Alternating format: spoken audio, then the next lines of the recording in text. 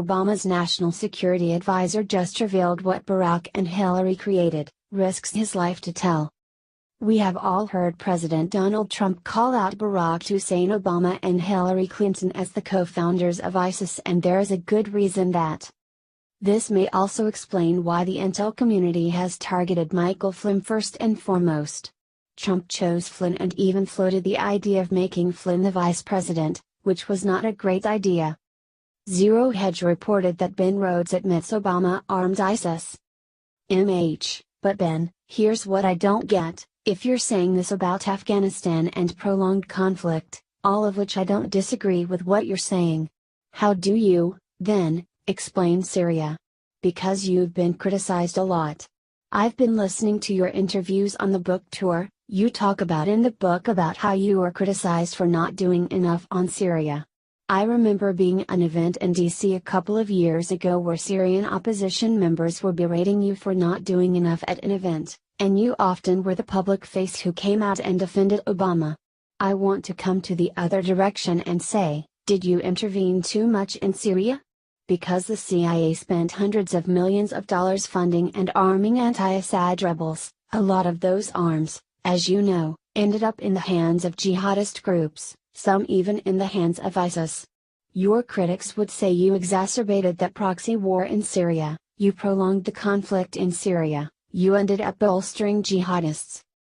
Trending, as Sarah exits briefing, Hot Mick catches devastating remark, she's suffered too much.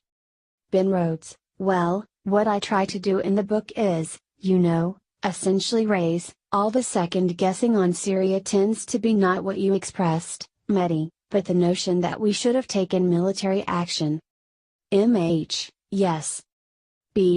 What I do in the book is I try to look back at 2011 and 2012, was there a diplomatic window that we missed or that we, in some ways, escalated its closure by pivoting to the call for Assad to go, which obviously I believe should happen. I believe Assad has been a terrible leader for Syria and has brutalized his people, but, was there a diplomatic initiative that could have been taken to try to avert or at least minimize the extent of the civil war?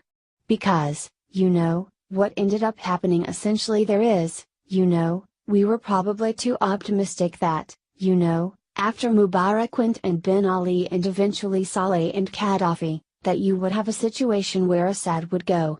And, not factoring in enough the assistance he was going to get from Russia and Iran, combined with his own nihilism, and how that could lead him to survive. So I do look back at that potentially missed diplomatic opportunity. On the support of the opposition, I don't know that I would give us that much agency. There are a lot of people putting arms into Syria, funding all sorts of Oh, come on, but you were coordinating a lot of their arms. The US was heavily involved in that war with the Saudis and the Qataris and the Turks. Well, I was going to say, Turkey, Qatar, Saudi. You were in there as well. Yeah, but, the fact of the matter is that once it kind of devolved into kind of a sectarian-based civil war with different sides fighting for their perceived survival, I think the ability to bring that type of situation to close, and part of what I wrestled with in the book is the limits of our ability to pull a lever and make KG like that stop once it's underway. So that's why I still look to that initial opening window. I also describe, there was a slight absurdity in the fact that we were debating options to provide military support to the opposition at the same time that we were deciding to designate al-Nusra, a big chunk of that opposition, as a terrorist organization. So there was kind of a schizophrenia that's inherent in a lot of US foreign policy that came to a head in Syria.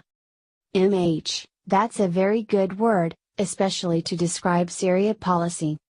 Of course, this really isn't really news if you have been paying attention since the Obama administration has been plagued over the news that US weapons supply to Syrian rebels were inadvertently winding up in the hands of terror groups and no one did anything about it even though major media outlets covered the ineptitude of Obama's US-trained rebels in early 2015, but there was no evidence he purposefully sent weapons to terror networks determined to attack America. Or at least that's what the media claimed. Moderate rebels who had been armed and trained by the United States either surrendered or defected to the extremists as the Jabhat al-Nusra group, affiliated with al-Qaeda, swept through the towns and villages the moderates controlled in the northern province of Idlib, in what appeared to be a concerted push to vanquish the moderate Free Syrian Army, according to rebel commanders, activists, and analysts. But again, the media was silent. Here's the interview. This fully explains why the deep state is so intent on taking down Flynn.